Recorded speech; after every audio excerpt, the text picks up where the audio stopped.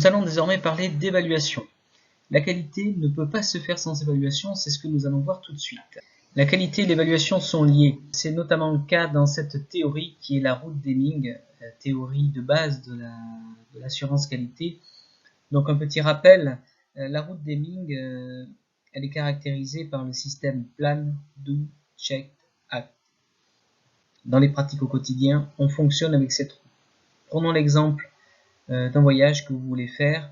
Vous allez prévoir ce voyage, vous allez donc le planifier, vous allez donner une date, vous allez prévoir les hôtels, vous allez prévoir le mode de transport, vous allez faire ce voyage, vous allez donc l'exécuter, et ensuite vous allez faire un bilan de ce voyage. Est-ce que vous êtes satisfait? Est-ce qu'il a correspondu à vos attentes? Voilà, vous allez évaluer la qualité de la prestation, qualité de l'hôtellerie, qualité du système de transport. Et ensuite, eh bien, quand vous allez prévoir éventuellement de refaire un autre voyage, avant vous allez essayer d'améliorer votre voyage pour la prochaine fois. Si je dois dormir à un endroit, je préférerais plutôt l'hôtel que le camping, etc. Parce que vous aurez vérifié votre satisfaction, vérifié l'atteinte de vos objectifs par rapport à ce voyage, et après vous allez essayer de vous améliorer.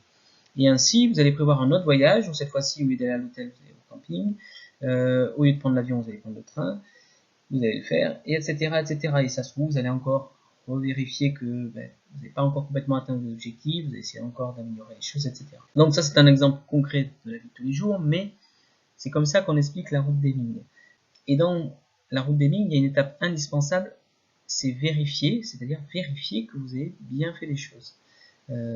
Sans ça, vous n'allez pas vous améliorer, la roue reste bloquée. Les principes de base d'une démarche qualité, c'est écrire ce que l'on doit faire, à travers des procédures, faire ce que l'on a écrit, donc appliquer les procédures, et vérifier que ce qu'on fait est ce qui est écrit. Parce que parfois on écrit des procédures et elles ne sont pas respectées. Alors elles ne sont pas respectées soit parce que les professionnels ne les ont pas comprises, ou soit parce que ce sont de mauvaises procédures. Ainsi, il faut corriger ensuite, en faisant une évaluation, les écarts par rapport à justement une procédure qui n'est pas respectée. Donc la qualité ne peut se faire sans évaluation. C'est l'évaluation qui va amorcer une politique d'amélioration de la qualité qui elle-même sera évaluée et donnera lieu à de nouvelles voies de progrès. C'est exactement ce que je vous disais avec le système de la route Deming et le Plan, Do, Check, Act. Évaluer, c'est donner de la valeur. Étymologiquement, c'est ça. Ça vient de value, valeur. Évaluer, c'est porter un jugement de valeur sur le prix de quelque chose. Donc dans le domaine de la qualité, l'évaluation se définit par le jugement porté sur une intervention et dans le but d'aider à la décision. Ce n'est pas évaluer pour le fait d'évaluer, c'est que derrière, on attend quelque chose de cette évaluation. Nous allons balayer un certain nombre d'évaluations. La première, c'est l'indicateur. L'indicateur, c'est une information choisie, associée à un phénomène et destinée à en observer périodiquement les évolutions au regard d'objectifs. On peut prendre l'exemple de l'indicateur de suivi du réchauffement climatique, donc la température de la Terre d'une année sur l'autre, que l'on voit évoluer de manière croissante. L'indicateur n'a d'intérêt que par les choix qu'il est amené à faire faire. Par exemple, dans le cas de réchauffement climatique, cet indicateur va amener par exemple une prise de conscience des gouvernements pour agir sur le réchauffement climatique. L'indicateur doit être SMART, c'est-à-dire spécifique, mesurable, atteignable, rattaché à un projet ou réaliste et temporellement défini. Je vous ai listé quelques points clés de comment créer un indicateur dans la diapositive.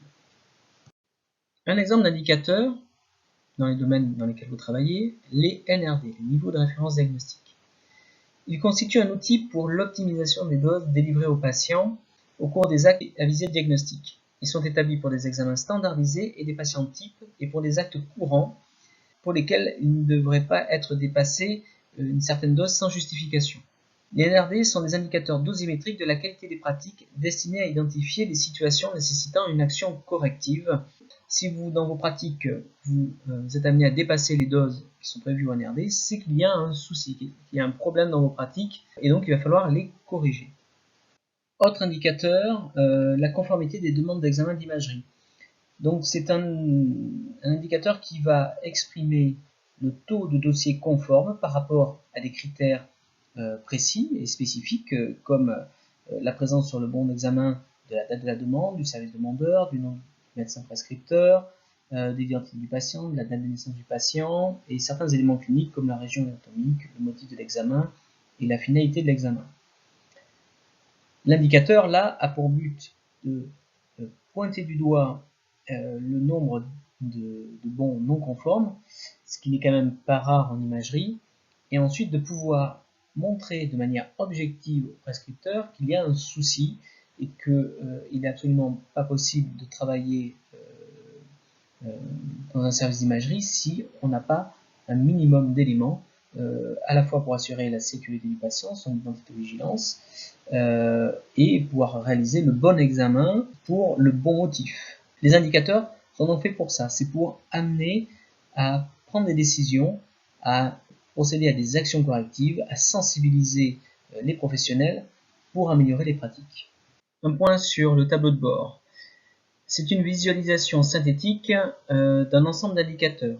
Par exemple, en qualité et en gestion des risques, on pourrait utiliser un tableau de bord qui répertorie plusieurs graphiques montrant par exemple le nombre d'événements indésirables, le type de déclarant, le lieu où se sont produits les événements, le type de déclaration.